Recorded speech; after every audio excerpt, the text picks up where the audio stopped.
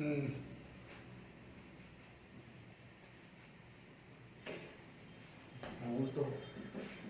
First, भोजन एवं स्वास्थ्य।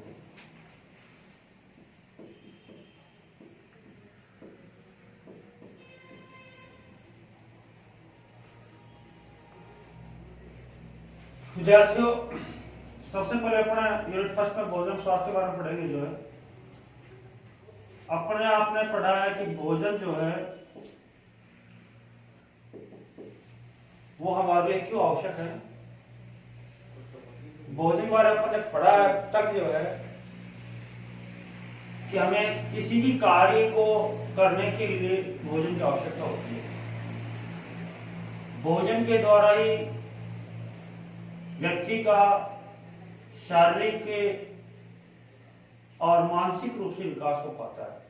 अर्थात अपन कह सकते हैं कि अपना भोजन यदि पौष्टिक होगा तो निश्चित रूप से अपना शारीरिक और मानसिक रूप से जो है स्वस्थ रहेंगे।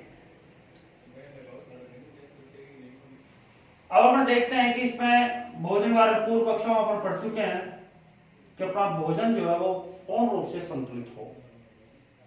तो संतुलित भोजन को अपन परिभाषित करें। संतुलित भोजन क्या हो, इसके बारे में अपन पूर्व कक्षा में पढ़ते हैं कि वह भोजन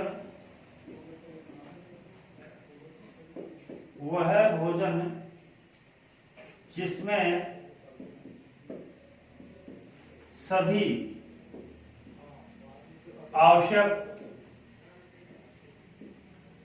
सभी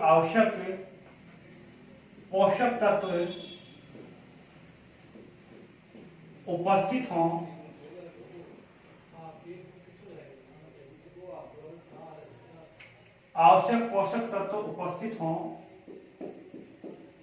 संतुलित भोजन कहलाता है। संतुलित भोजन कहलाता है।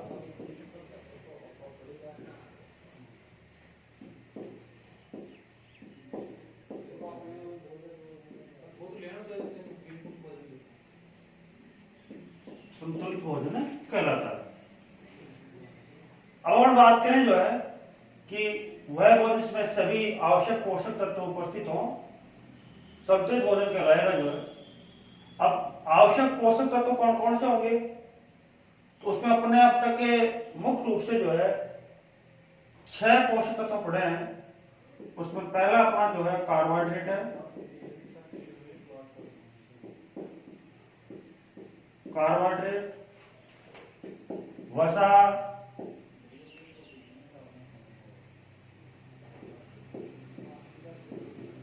प्रोटीन,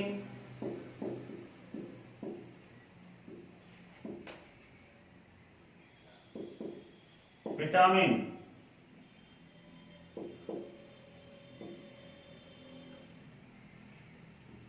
खनिज लवण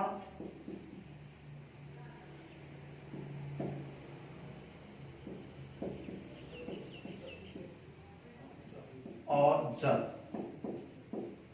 इसके साथ अपन और लिख सकते हैं खाद्य रेशे। खाद्य रेशे तो यह मुख्य रूप से सभी आवश्यक पोषक तत्व हैं जो हमारे भोजन में आवश्यक रूप से होने चाहिए। नंबर 1 कार्बोहाइड्रेट है, वसा है, प्रोटीन है, विटामिन है, खनिज लवण है, जल है और खाद्य रेशे। अब बात यह आती है कि अपने यदि आवश्यक रूप से यदि इनमें कहीं भी एक या एक से अधिक पोषक तत्व की कमी रहेगी तो वो स्थिति जो वो कहलाएगी कुपोषण। अर्थात अपन कह सकते हैं कि निश्चित रूप से ये सभी आवश्यक पोषक तत्व जो हैं वो उपस्थित होने चाहिए। यदि ये पोषक तत्व उपस्थित होंगे तो इसका सीधा संबंध जो है हमारे स्वास्थ्य से होगा। अर्थात निश्चित रूप से हमारा स्वास्थ्य जो है वो अच्छा होगा। अपन बात करते हैं इसमें सबसे पहले कार्बोहाइड्रेट की। जो है कार्बोहाइड्रेट जो है मुख्य रूप से जो है दो रूपों में हमें मिलता है, एक स्टार्च के रूप में और दूसरा जो है शर्करा के रूप में। यानी नंबर 1 पर अपन बात करते हैं कार्बोहाइड्रेट की जो है, कार्बोहाइड्रेट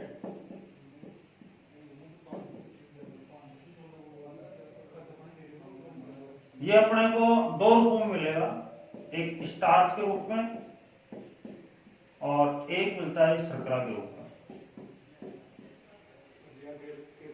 स्टार्च के रूप में बात करें तो जितने भी अनाज है, चाहे अपन गेहूं है, चावल है, मक्का है, जो है बाजरा है, जितने भी अनाज खाते हैं उन सब में जो है कार्बोहाइड्रेट होता है, वो किस रूप में होता है? स्टार्च के रूप में होता है। नंबर 2 पर अपन जितने भी शर्करा खाद्य पदार्थ खाते हैं उन सब में जो है कार्बोहाइड्रेट मिलता है, वो शर्करा के रूप में जो है। जैसे अपने जितने भी मीठे खाद्य पदार्थ है, जैसे आपने देखा होगा खिलाड़ी जो है आमतौर पर जो है जब वो पूर्ण रूप से थक जाते हैं तो ग्लूकोज का जली बेन लेते हैं अर्थात जल का घोल लेते हैं, जिसकी थकान दूर जाती है। क्योंकि जैसे ही अपने यदि कार्बोहाइड्रेट को शर्करा के रूप में ग्रहण करते हैं तो ऊर्जा जो है हमें तुरंत प्राप्त होती है। तो अपना आवश्यक रूप से यदि अपने वो ऊर्जा तुरंत आवश्यकता है तो निश्चित रूप से अपने जो कार्बोहाइड्रेट का सेवन करना चाहिए वो शर्करा को करना चाहिए। ये जो कार्बोहाइड्रेट है इसमें मुख्य रूप से 3 जो है मुख्य रूप से तत्वों से मिलकर बना है। एक तो होता है इसमें कार्बन जो है, एक हाइड्रोजन होता है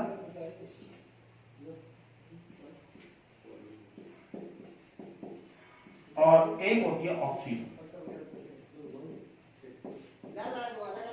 इन 3 तत्वों से मिलकर के अपना जो है ये कार्बोहाइड्रेट जो है वो क्या है? बना हुआ है। 2 रूपों में मिलेगा आपको, स्टार्च के रूप में मिलेगा और शर्करा के रूप में मिलेगा। यदि अपन जो बात कर रहे हैं नंबर 2 पर जो है वसा, जितने भी चिकनाई खाद्य पदार्थ हैं उन सभी में वसा पाई जाती है। जैसे तिल है, मूंगफली है, सरसों है, तो जितनी भी जिनसे अपने को तेल मिलता है या अपने कह सकते हैं घी है, अर्थात चिकनाई खाद्य पदार्थ उनसे वसा प्राप्त होती है। और शरीर को जो सबसे ज्यादा जो ऊर्जा प्राप्त होती है वो वसा से मिलती है। तीसरे नंबर पर बात करें अपने प्रोटीन की जो है, प्रोटीन भी हमारे भोजन में बहुत ही आवश्यक है। जैसे शारीरिक वृद्धि है, विकास जो है वो प्रोटीन के द्वारा ही होता है। प्रोटीन के स्रोत आपने पढ़े हैं कि मुख्य रूप से जितने भी दालें हैं उनसे में प्रोटीन है, दूध है, हरी सब्जियां हैं, उनसे में प्रोटीन होता है। प्रोटीन जो है मुख्य रूप से जो है शारीरिक वृद्धि और विकास इसकी अवस्था जो प्रारंभिक अवस्था में था बच्चों के अंदर सर्वाधिक इसकी आवश्यकता होती है। नंबर 4 पर हमने लिखा है विटामिन जो है, विटामिन की हमारे शरीर में बहुत ही अल्प मात्रा में आवश्यकता होती है और बहुत सारे विटामिन जो हैं वो हमारे शरीर के अंदर जो है संचित पदार्थ अपन कह सकते हैं कि उनकी जो है रोगों से सुरक्षा का कार्य जो है वो विटामिन का होता है। खनिज लवण जो ये भी अल्प मात्रा में इनकी आवश्यकता होती है। जल और खाद्य रस ये भी भोजन के प्रमुख भाग हैं। तो ये होगा अपना संतुलित भोजन जो है जिसमें ये पोषक तत्व जो है इनका होना बहुत ही आवश्यक है। अब अपन बात करते हैं कि कार्यों के आधार पर जो है इनका जो पोषक तत्व अपन ने पढ़े हैं इनका वर्गीकरण जो है वो अपन देखें कि हमारे शरीर के लिए ये क्या क्या कार्य करते हैं। तो सबसे पहले अपन देखेंगे इसमें जो है ये 3 मुख्य रूप से अपन कार्य के आधार पर वर्गीकरण कर सकते हैं। कार्यों के आधार पर या अपन कह सकते हैं कार्य के आधार पर।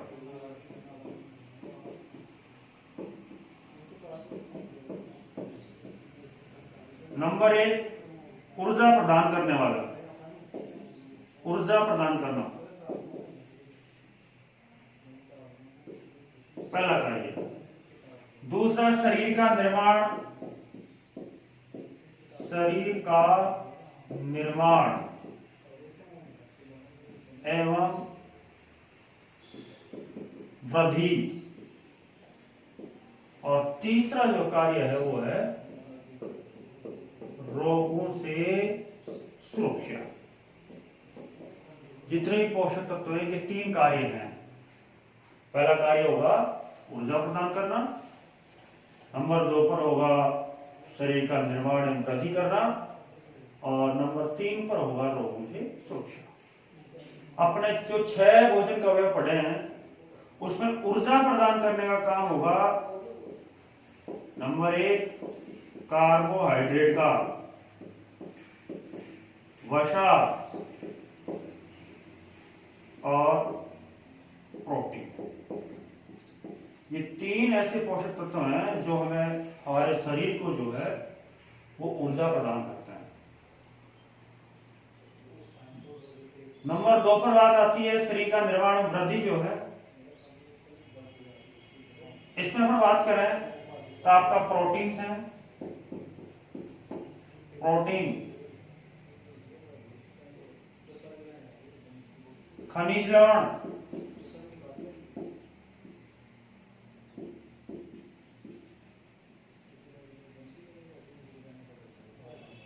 और जल जो है।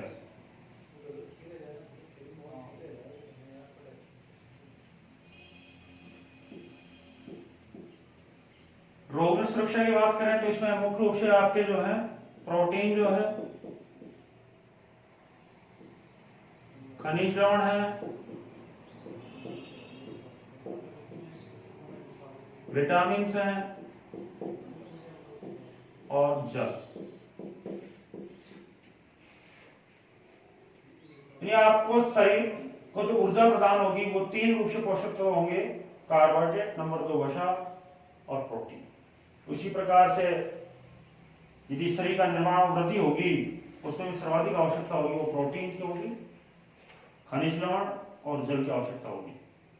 रोगों से सुरक्षा, रोगों से लड़ने का जो कार्य है अधिकांशतः जो विटामिन का है, खनिज लवण का है, प्रोटीन का है और जल जो है इसके साथ में। तो ये कार्य के आधार पर जो है अपन इनका वर्गीकरण कर सकते हैं पोषक तत्वों का जो है कि ये पोषक तत्व जो हैं हमारे लिए बहुत ही आवश्यक, कोई ऐसा पोषक तत्व नहीं है जो हमारे लिए आवश्यक नहीं हो। अर्थात हमारे आहार में जो है निश्चित रूप से सभी पोषक तत्व जो हैं वो सम्मिलित होने चाहिए। यदि इन पोषक तत्वों की हमारे शरीर में लगातार कमी बनती है या किसी एक या एक से अधिक पोषक तत्व की कमी रहती है तो वो स्थिति जो कहलाएगी वो कहलाएगी कुपोषण की। तो अपन कुपोषण को परिभाषित कर सकते हैं कि हमारे शरीर में एक या एक से अधिक पोषक तत्वों की यदि लगातार कमी बनी रहती है तो उस स्थिति को कुपोषण कहते हैं। हमारे शरीर में एक या एक से अधिक पोषक तत्वों की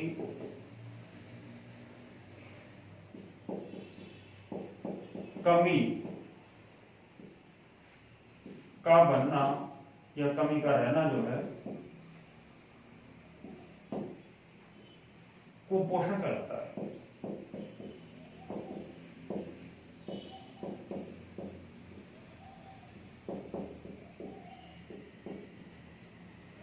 हमारे भारत देश में वर्तमान समय कुपोषण की स्थिति कहीं ज्यादा स्थिति है।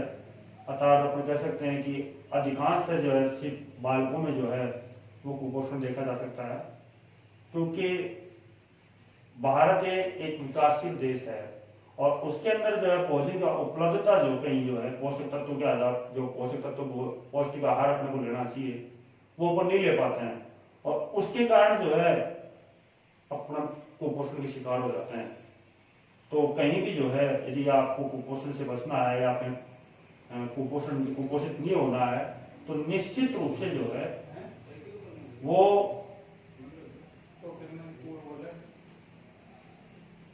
इन पोषक तत्वों की जो है अनुपलब्धता नहीं हो, अर्थात हमारे संतुलित भोजन में पोषक तत्व जो हैं वो आवश्यक रूप से संतुलित होने चाहिए।